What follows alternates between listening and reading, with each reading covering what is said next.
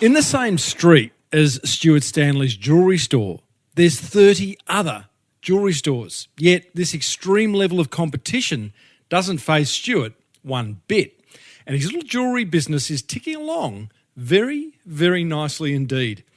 Let's go and find out exactly what he's doing right in episode 450 of the award-winning Small Business Big Marketing Show, thanks to American Express. Yeah, I said, welcome to a small business marketing show, where successful small business owners share their souls to take your marketing straight to the lead. Now, here's your host, Mr. Timbo Reid. And welcome back to your weekly dose of marketing mischievousness. I'm your host, Timbo Reid. You, infinitely more importantly, you're a motivated business owner and you are ready to crank out some great marketing to build that beautiful business of yours into the empire it absolutely deserves to be. And today's episode is made possible thanks to our good friends at American Express, whose business card programs can not only help optimize your cash flow and help grow your business, they also offer an outstanding choice of rewards, which could get you flying off to a nice little holiday that you probably are well overdue for a little bit quicker than you could imagine. Google Amex Business to find out how that may be able to happen. Hey, big show today. UK-based jeweller and long-time listener of this show, I love having listeners of this show on as guests, Stuart Stanley, shares how he doesn't allow competitive fear to get in the way of running a successful little jewellery business. We have another listener who wins big in this week's Monster Prize Draw. LA-based Steve Sims, who's just finished organising Elton John's Oscar after party, reveals another way for you to wow those precious clients of yours. And I've got a couple of insights into guests that I've got lined up for you in the coming weeks. As per usual, team, there is marketing GOLD dripping from the ceiling over here at Small Business Big Marketing's HQ. So let's get stuck right in. So a few months ago, I received this email pitch from long-time listener and UK-based jeweller Stuart Stanley. Now, obviously it worked because you're about to hear an interview with him. But it was a great little pitch. I love the fact that he's a long-time listener. There's a whole lot of things that you can learn from the way he's crafted this pitch. Let me read it to you. Subject line, why you may want to interview me one day. And then he goes on to say, hey, Timbo, most small business owners have a very big worry about competitors. Well, that's true. That's raising a problem straight away. So I'm thinking he's probably got a solution. Well, imagine this, he says. You open a shop in a street with not one, not two, not three, but 30 competitors, all with shops selling similar things to you, and not just in the same town, but in the same street. How would you feel? Worried? Would you constantly check what they're up to, what products they're selling? Would you always have one eye on their prices, or would you just get on with it? Get on with business, like I do. My shop, Ring Jewellers, is based in an area called the Lanes in Brighton on the south coast of England. It is a jewellery hotspot, and the description above is exactly what my area is like. That would put the fear of God into most small business owners. 30 competitors surrounding you in the same street. Wow, he so had my attention at this point. He goes on to say, how do you know I'm doing anything worth chatting about though? Well, don't listen to me. Here's what just a few of my customers think. And he puts a link to a page that's full of testimonials. I don't think you've discussed the topic of competitive fear in great detail before, Timbo, and I think it may be a good one for you and your listeners. Drop me a line if you fancy that. So he's listened to my show. He's demonstrated that he's right. I haven't gone into great detail about competitive fear, and he's highlighted that and gone, well, I'll cover that for Timbo. He goes on to say, anyway, I won't take up any more of your time except for a huge thanks for sharing the marketing gold that helps me to sell my gold. That's clever. He's using my language. So I know that he listens to my show. I can't tell you the amount of pictures I get from people who it's just so obvious that they haven't listened to my show. So, having got my attention, I contacted Stuart. I said, how about an interview? And here he is. I started off by asking him how he became a jeweller in the first place. A really bit of a random story that I'll try and keep short for you, but I had a background in design at university and didn't really think of jewellery, but I got a really awful sort of door-to-door sales job just to pay off the old student debts, and just knocked on the door of this crazy fellow. And he was like, how can you knock on my door and say these things? And at first I thought he was going to have a real moan at me sort of thing. And he ended up, cutting a long story short, said, do you want to run a company for me? He was saying, like, how many of these? It was selling season tickets for a golf course door to door. But it was one of those nasty sort of pyramid schemes, I sort of later found out. And, he said, how many of these tickets have you sold today? And I sort of made up a little white lie and said I'd sold loads of them. And he was like, oh, I like you, blah, blah, blah. Do you want to run a company for me? So I ended up running a discount card for Brighton, for the area where I live. Mm-hmm. And after I'd assessed that, he just said, look, really happy you've been really honest. Do you want to work in one of my jewellery stores and run that instead? And that's how I fell into it, yeah. How bizarre. Really bizarre, yeah. You'd come from a design background, so what appealed to you about running a jewellery store? The fact that you would be a jewellery designer? No, to be totally honest, originally it was just to pay off student debts and it was more like an antique store. But as time went on, I saw the potential to link the two and design jewellery, because where I worked for this guy, he was it was just like genuine antiques and nice old bits. It wasn't really my thing. But then as time went on, I thought basically you can introduce design into this. So I started taking on commissions, then worked for a more contemporary store before opening my own shop. Yeah. Are you a creative individual at heart or more business driven? No, definitely creative. Yeah, the business was almost like, it sounds silly, but it's almost secondary sort of thing. So it was like do something you love and hope it pays the bills, really. Well, I hear that all the time. I spoke to a lady only last week from Bali, Janet Deneve, who she is very much an artist at heart, but manages to find the ability to also run a business. If you can combine the two, then you will generally create something pretty special that you love. Yeah, definitely. It's like you always say about the marketing and that side of things. If you're sort of channeling and doing the things you really love, it does genuinely come try and look after customers and what have you, and just do it in a way that you're passionate about, rather than just trying to sort of trick people into buying from you. Just do it in an honest way that you never trick, Stuart. That's why marketing's got a bad name. Some people try to trick. Yeah. You get caught. No, you're right. Yep, definitely. So this fellow gets you to run his jewellery business. You're running it for a period of time.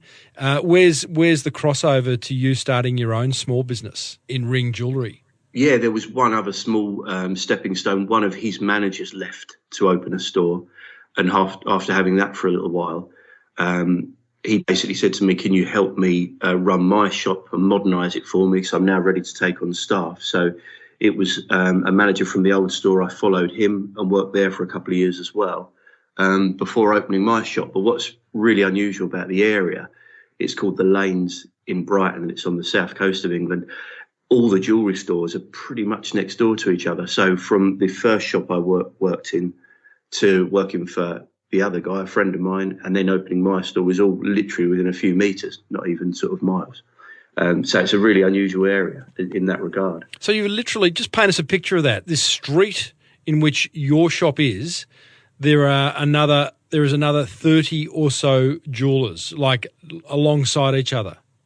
Exactly. Probably a better description is more of a maze, because customers are always sort of getting lost in the area. But yeah, it's a very, very small area. And how does that come about? At what point?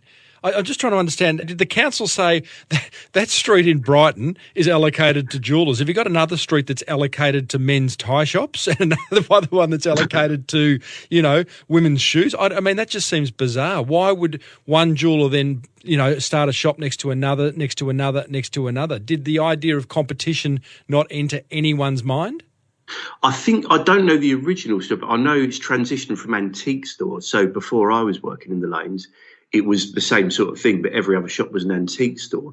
And apparently back in those days, they were so sought after that you almost couldn't have enough competition. There were people queuing around the block to sell antiques to the shops, and then the same with customers buying from the stores as well. And then what happened is a lot of the antiques, I'm talking furniture and things like that, as they fell out of favour and I guess interior styles changed, gradually the odd couple of jewellers, they stayed there and the antique shops closed, and then it changed into jewellery stores. But the other thing, what I must say, it's really, really tough having the competition. But the flip side is you get visitors from all over the UK because they know if they're buying an engagement ring or a wedding ring, they can come and see 30 shops in literally in half an hour sort of thing, rather than going to a village with one or two. It becomes a destination. It almost, if you are Exactly. into wanting to get a nice piece of jewellery, then, when you've got 30 jewellery shops in a row, I mean, that's something you'd take off for a weekend, with your partner and you go, okay, well, let's spend the weekend looking at jewellery. Yeah, very much. And that is exactly what happens. And you get people, they come to you at the end of the day, like I say, it doesn't make it any less scary, but they come to you, it's like a pack of playing cards, the amount of business cards they've got from other people. And they're like, I've looked at this sort of thing. So it's tough. But yeah, the flip side is, as you say, definitely a destination. My first question is, how does it not become a race to the bottom in terms of discounting? How do you not just all try to be the cheapest? Or is there a bit of a cartel happening there, young Stuart? Well, you've hit the nail on the head. A lot of people do, and that's what I always try to avoid. But there are people that are just really, like you say, you shouldn't trick people. There's shops that elevate the original price to do a huge discount. There's people that are not quite as honest when it comes to like grading diamonds and things like that. And a big percentage do exactly that, race to the bottom. And people say, I bought this because it was a bargain. So what I've tried to do is set myself apart and become more of like an educator, for want of a better word. So I try and educate the public, tell them about diamond grading, that sort of thing, to try and not become part of that race to the bottom price-wise, because that's what a lot of the shops actually do. Okay, so that starts to answer my next question, which is how do you differentiate yourself from the other 30 jewelers? You become an educator. You take exactly it on. Right. You're addressing, when you're buying jewellery, I imagine a key insight into your buyers is they are full of fear. They're fearful of buying the wrong diamond, they're getting the wrong design, paying too much, not liking it when they get it. And what do you do? So there's all these questions, these outstanding questions that if you, the jeweller, the one of 30 jewellers in that street, put your hand up and say, I'm going to be the guy who answers them, then you're going to build the trust? Yeah, exactly right. I mean, so much so that I do little things like my business cards have, they fold out. So they're sort of, it's almost like 3 cards in one. And one section is literally, don't be afraid to ask these questions. And it gives people tips about what they're looking for. And it basically, I'll put my money where my mouth is, and it proves I'm not telling them a lie sort of thing, and I'm being honest with them. Then they can come to their own conclusions. And when the shop round the corner says, oh, buy this, it's a bargain, blah, blah, blah, and they contradict themselves, the customers know that something's not right. So, yeah, that's one little trick I do, is put a guide on my business cards. One of the challenges, the educational strategy in marketing, I love, but you've got to get the prospect in the door first in order for them to then realise, hey, here's a jeweller that's going to actually educate me, help me make an informed decision. So let's take a step back. How are you getting them to walk into your door and not the other 30 in the street? Well, it goes right. I'm such a big believer in it. It goes right through to the window display. So instead of having tickets of like it was this price and now it's this price, I've got little stands that tell people the properties of the different metals. So what the difference is between 9 karat gold and 18 karat gold. One thing that's really odd in the jewellery trade is when customers buy white gold, most shops plate it and a coating rubs off. It changes colour and you've got to keep paying that shop to re-dip it, which I just think is bizarre. So we use different alloys and we don't plate our white gold. And I've got a little sign saying, look, this white gold won't change colour. Bear in mind it will elsewhere. So that thing about being an educator is right across the board. It's sort of simple window displays, signs telling people about diamonds, about the metals and that sort of thing. So it's not just the chat once they come in, it's right across the board. Even along, that's obviously people walking past, but the same thing goes for the website. There's a guide section that tells people about things as well. So yeah, I try and run that right through to bring them in before they even get to talk to us, yeah. Window displays fascinate me. I don't think I've had a discussion about window displays on this show, 450 or so episodes later. How do you, okay, so you're educating in your window by talking about the different quality of metals on little white counter cards or something. Do you change your window display every week, every day, never? No, rarely do I'll do minor changes pretty much daily, but not a great big overhaul sort of thing, because I tend to have. I'm really lucky that I've got a lot of window space for the size of the shop. So there's sort of engagement ring section, wedding ring section. So it's rare I'll do a huge overhaul, but it's more about keeping the window display a lot more minimal. Like, again, most of the done thing in the jewellery trade is, believe it or not, to make it look like a funeral parlour. It's all sort of crushed velvet and a very dark sort of morbid colours, whereas I've gone for sort of little perspex stands on wood and that sort of thing. So keep it minimal, and just educate people with the signs. One of the things you do as well, which I've seen in order to get people into your store, besides the window display, even before that, is you spend a lot of time. You've got 113 Google reviews, I think, from memory, plus you've got about 20 or 25 videos on YouTube. Some have 50 or 60 views. I think there's one that has, correct me if I'm wrong, Stu, but 71,000 views. Is that right? Yeah, that's right, last count. So you're working hard there to, again, I mean, and all these videos that I've seen of yours are simply educating people so that they make a more informed purchase decision. This is not hard, is it? Like, this is obvious stuff. Tell us about how you're going about the whole YouTube video strategy. Is it simply on your iPhone, or you're doing them professionally? Yeah, I was a bit sort of trying to get things a bit too right, and I was dragging my heels basically and not preparing the videos. And then, funny enough, listening to your podcast and everything, that idea of, look, you can just get something really nice out there with just an iPhone. So they were all with my iPhone, but the one you mentioned with a lot more views, I noticed that was getting some traction with the one I did. So then I did get a company in to help me film a second version of that. And that's, like I was saying earlier, that's simply telling people about the difference between the white metals used in jewellery. So most of them are literally sort of 5-minute job with the iPhone, but that one video, I got somebody in and it did sort of make a difference. It looks more professional. What's the balance of this between selling and educating in a video by Ring Jewellers? Oh, in me, it's, and you can genuinely see it, it's like 95. Oh, obviously I want people to buy, but it's 95% educational. At the end, I'll mention the shop. It's literally that. But there's no sort of, buy this, buy that sort of thing. It's a great old quote which says, tell, don't sell. And that's exactly what you're doing. You are just telling stories, educating, teaching, and the sell happens, right? You know, you don't have to hold it up in front of people's noses. Hey, I'm guessing your business has many, many needs. Maybe you need extended cash flow to bring to life that genius marketing idea that you've been sitting on for way too long. Or maybe you'd love a rewards points program that had you flying at the pointy end of the plane on the trip of a lifetime. Maybe you'd just like a business tool that made running that beautiful business of yours just that little bit easier. Well, here's what I'd do. After the show, check out American Express's range of business cards designed specifically to help small businesses like yours. Simply Google Amex Business to find out more. Now, back to the interview. What can you see from a return on investment from creating these videos through to someone walking into your shop and inquiring? Can you draw a straight line?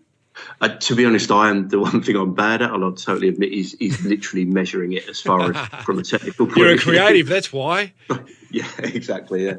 But I literally go by people mentioning it. So as I'll explain something in the shop, customers will often say, oh, yeah, I saw your video. I know about that. That's why I came in. So literally just people saying it. And obviously when they see a video, they don't always mention it. So it's not the greatest way of measuring, but literally I go by word of mouth sort of thing. Yeah. Yeah. I don't think that's such a bad thing. I mean, maybe you could be more actively asking people, how did you find out about us? And if they say, oh, you know, whether it be your YouTube channel or your window display or a referral from a friend. But I think knowing that as a business owner is kind of important. And then, you know, as a trend develops, which it will, you do more of that, right? Yeah. Describe to me, again, I must paint a picture of the shop, but we should have done that earlier on, but a small jewellery shop, how many staff?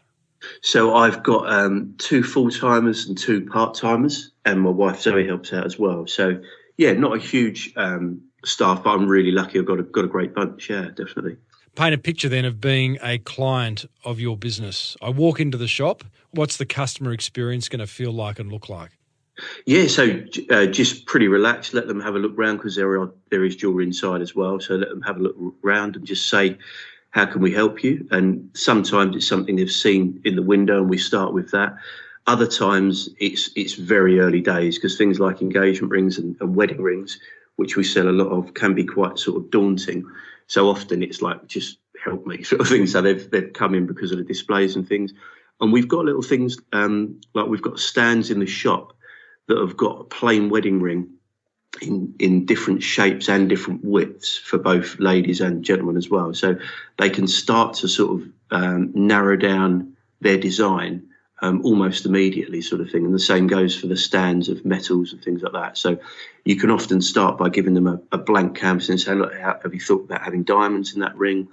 Would you like it engraved? And it's all about a step by step, because it can be so daunting. If you jump from one design to an entirely different one, you can just see people glaze over. How do you manage that with a client where, I mean, there are a number of different businesses where the purchase decision is daunting, and it generally happens because what you're buying costs a lot of money. Could be a house, could be a car, piece of jewellery. How do you help someone feel less daunted? I know you talk about educating, but is there anything else you do to kind of relieve that pressure so they can have a clear mind and make the right decision? I think the biggest key is letting them take the lead, because as well as everything you've said, it's a big financial commitment. You've got the emotional attachment. So if it's an engagement ring, obviously they don't want to mess up this decision. So let them take the lead. And sometimes with engagement rings, it might be a guy that I think diamonds bring out the inner geek in us men. So they've come in and they've done their sort of research, and they're like a little scientist, and they really want to take off with that and learn about the stones. So we let them take the lead and do that.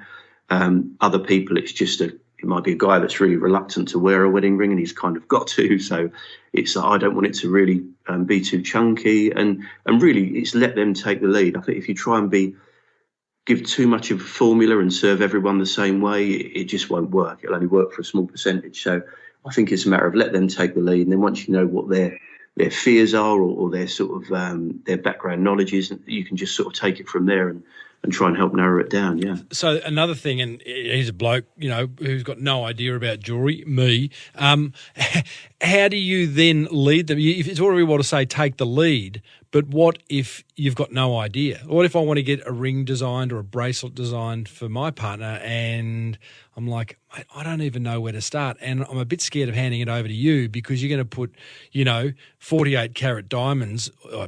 Do they exist? That's probably not even a thing. But how do you lead someone in order to get a creative outcome that they're going to absolutely love and be very proud of? It's just really, it is hard to answer, because it is almost like every customer's different. But you could ask about sort of your partner's other jewellery, just even simple that, like, sometimes they're so daunted they think they couldn't answer anything, but simple things is like, do you think it will be yellow gold or white gold? And then once they've answered a couple, and then like, what other jewellery do they wear? Is it a significant date? You could do things like lay out the gemstones so they sort of form a date in a bracelet or something like that. So it literally is, everybody's different, but it's just putting them at ease and just gradually finding out. Their fears are just as important as knowing what they want, sort of thing. If they say, she definitely doesn't want such and such, sometimes it's a bad experience, and you might say, I'm buying this because she had something that broke, and obviously that's a bad thing, but you can alleviate those fears by saying, well, if we make it in this way, that won't happen, so don't worry. And it's just answering their questions and fears as well, I guess, yeah. Stu, I'm imagining every now and then you hand over the bespoke piece of jewellery that you've created for your client, and they go, oh, it's not really what I was thinking. Don't want it. What happens there? Well, believe it or not, that does happen, but it's literally about once. I'm on a rate of about once every 2 years at the moment. Oh, that's a good rate. Yeah, not too bad at all. So I've got a guarantee that I even put on the homepage of the website that if they didn't like it, even if we've not made an error, they just are not keen on the end result, we'd remake it free of charge, as long as it's to the same value. Obviously, they can't say stick a load more diamonds in there, but if it's the same metal, if it's the same sort of stone and that sort of thing, we genuinely do, and I take the hit on that. And the worst case, that goes in the window, somebody buys it another day. But I wanted to come up with something that basically got over that fear of what if I don't like this, because a lot of people are not creative, they're not designers, their day job's totally different. and they've got this massive fear. But I get asked literally sort of a dozen times a week sort of thing. People always ask if I don't like it.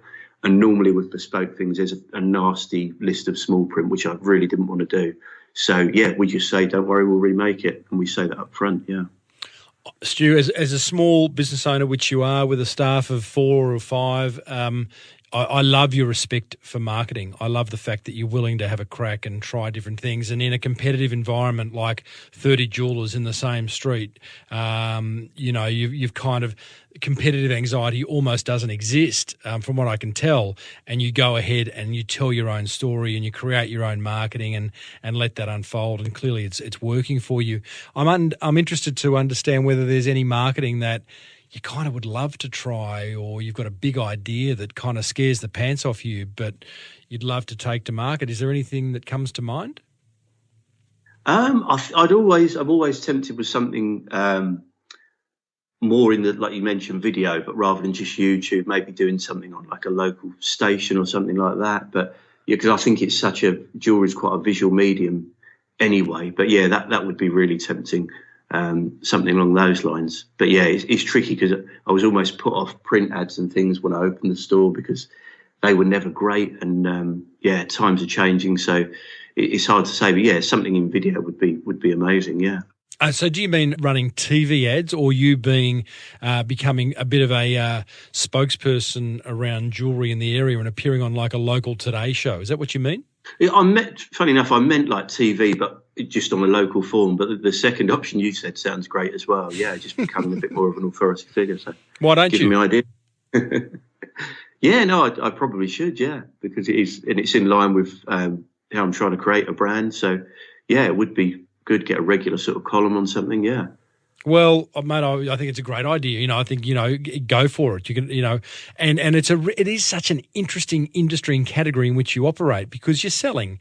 What are you selling? You're selling love, really, aren't you? Yeah, basically that's it. Yeah, I was talking to a customer the other day, and it is an amazing trade, because you're either going to pop the question, so you buy an engagement ring, or you're getting married, or it's an anniversary or a big birthday. So you're not trying to do a hard sell of something that people don't really need. It's great. No one's coming in going, oh, geez, I got to get a gold ring. I got to give my missus a gold. No one's doing that. They go, I want a ring. I want to make her happy, or want to make him happy. It's, you live in it's an awesome space that you operate in. So yeah, to be celebrated, I would imagine.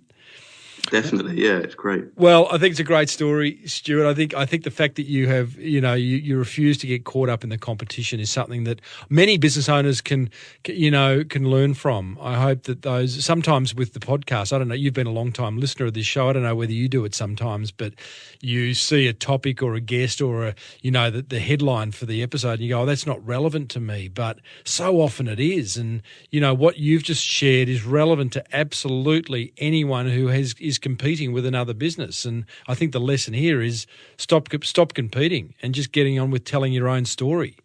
Yeah, I think, and probably one other tip is keep an eye on your industry rather than the guy next door, because if something new is happening and exciting, be a part of it. Don't worry about what the guy next door is doing, because he might not even be doing it very well. So, yeah, definitely. Well, a great example of that, I spoke to a local jeweller in Australia a few years ago at a conference, and he was one of the first to get Pandora in his shop, and he said it saved his business. So I guess that's it. Have you fallen to the Pandora phase, or you've avoided that whole brand?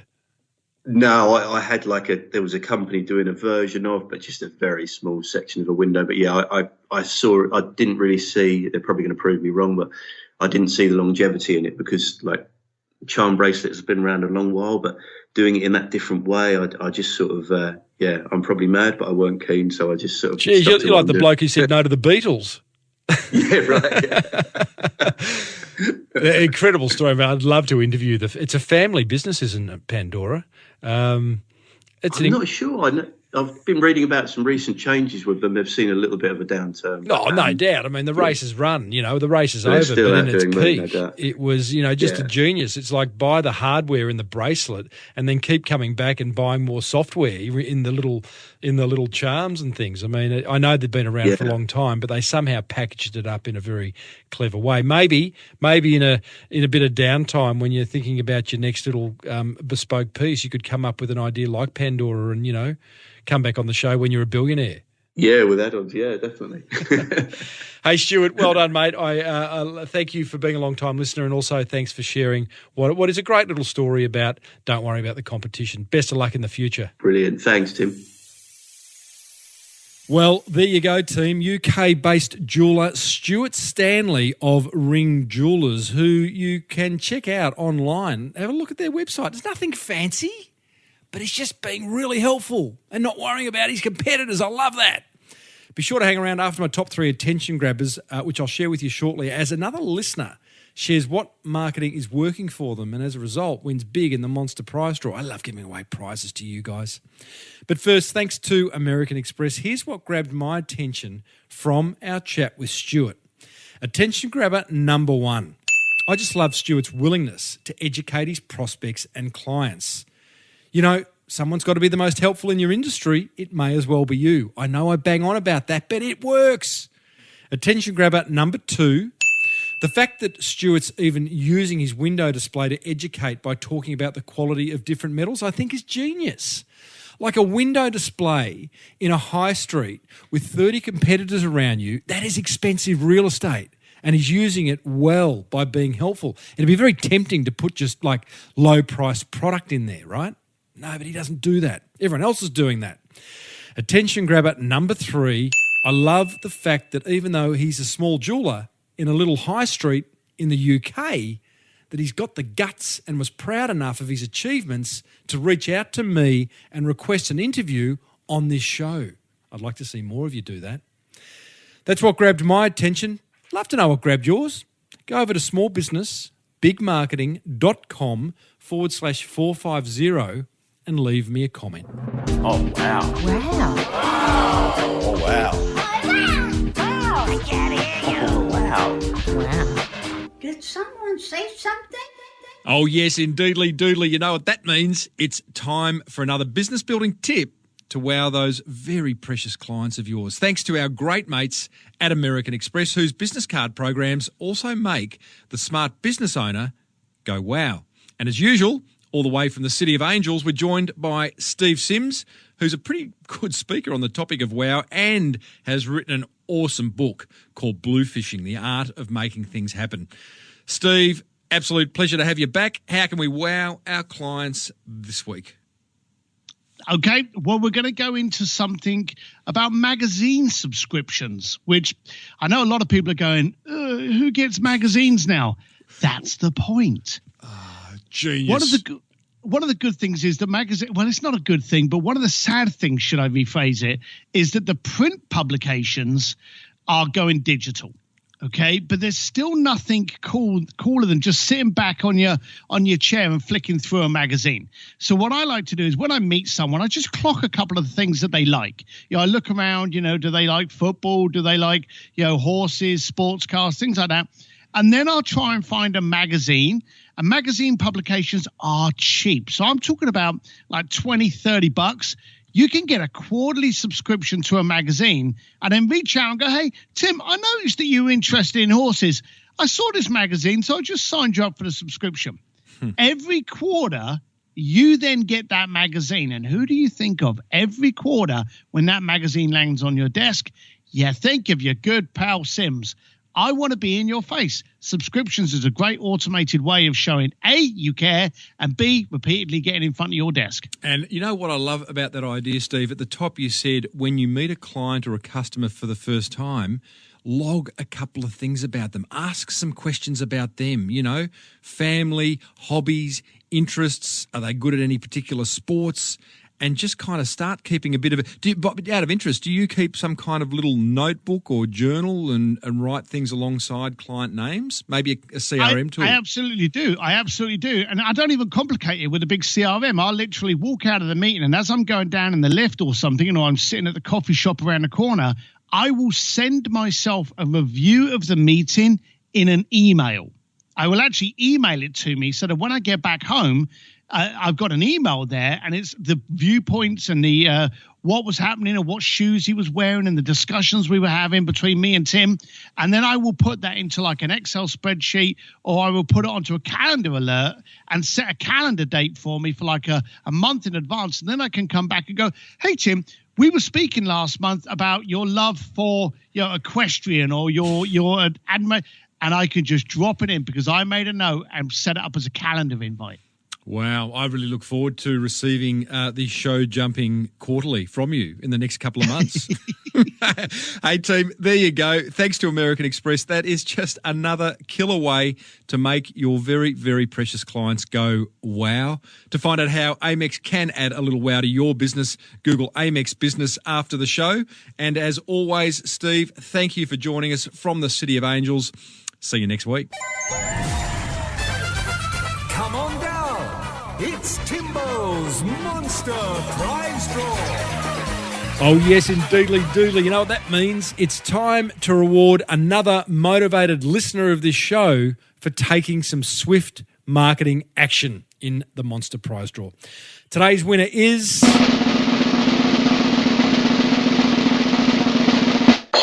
Cameron Bell from Hunter Mobile Podiatry.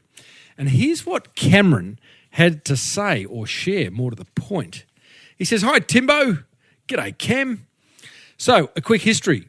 2 years ago, nearly to the day, I decided to pursue my side business of a mobile podiatry business called Hunter Mobile Podiatry. I had 1 to 5 clients per week at that stage and sold it last week with full books and an ongoing stream of new clients, and I have only actually worked in the business maybe 1 to 2 days per month for the past 6 months. That's genius. Here's my top 6 marketing and business nuggets that worked for me as a result of your show. Number 1, helpful content. This has been a game changer. I heard that before. Although I'm guilty of not enough and letting my foot off the pedal, my initial efforts generated insane results. This led to 3 large contracts, and I had companies that I wanted to work with calling me and asking me to come and meet with them to do business. That's just how it works, guys. You'll get warm leads if you are helpful. I see it all the time.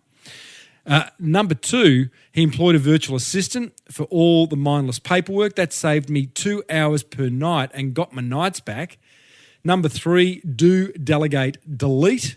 He can't remember which episode, but it was the dance teacher who runs multiple studios. So do what you know you need to do, delegate what you can delegate, and completely delete what you don't need to do. Systems and standard operating procedures. I love Daniel Gibbs' episode. I used QuickTime screen recording, then kept them in a ShareBox folder for my VA to learn all the systems of my business. That becomes a great asset when it comes time to sell too. He outsourced what he's not good at using designcrowd.com/Timbo for all his marketing and design needs. And number 6 was he just JFDI'd. That's what Michelle Bridges said in that interview. #JFDI. Just friggin' do it. Brilliant. That is just great advice, Cam. He finishes by saying, there are many, many more things that I tried, but I need to keep this email short. Another thing I would also say and try to live by, it's more important to work on yourself rather than your business. So true. I lost a lot of motivation and desire with my business despite the growth, which is one of the reasons I need to sell it. I would be interested to see an episode on things like mindset, personal growth, and gratitude one day. Well, I think we did that a few weeks ago when we did that episode on small business owner mental well-being. Timbo, you're an absolute legend. Thanks, Cam. Keep up the awesome work, and I cannot thank you enough for your marketing gold each week. Cam, you're a legend. You win big on the Monster Prize Draw. I just need to find out what you have won because I just dropped the paper as I was so excited about what you had to share. But you have got a lot of prizes, I can assure you. I can absolutely assure you of that. You have won an Amex pass to the Amex Lounge at the Melbourne or Sydney International Airport. You've won a My DNA test kit. That's worth $99. The pass is worth $33. You have won a Carmen's Muesli hamper. That's valued at $60. An Orbit key valued at $50. And you've won a backlink on my show notes, which is priceless. You've won promotion on this show because I've talked about you, and that is what you have won. A few $100 worth of prizes there, young Cam. Anyone else, if you have implemented an idea from this show that you have implemented and achieved great success from, then email me, tim@timreid.com.au. If I read it out on this show, you win big. Can't wait to hear from you. tim@timreid.com.au. Well, that almost wraps up another episode of the Small Business Big Marketing Show, sponsored by American Express. Be sure to search Amex to find out how your business expenses can reward you. And a big thanks to Amex for supporting the Wow segment, which I hope you're getting a lot of value from. We're going to have a month's break from that, and that'll be back in a month's time. Got some very revealing interviews coming up, including a chat with ex-school teacher turned e-commerce superstar Laura Klein, who runs a business called Snotty Noses, not for the faint-hearted, that one, and is turning over $1.7 million a year, which is not to be sneezed at. See what I did there? Can't even get my words out. I am so funny with my dad jokes. Not. Hey, don't forget there's an entire back catalogue of interviews over at smallbusinessbigmarketing.com. If you love the show, please let another small business owner know about it by getting their phone and downloading it for them. Until next week, I am Timbo Reid. Thank you for tuning in. May your marketing be the best marketing. Bye for now.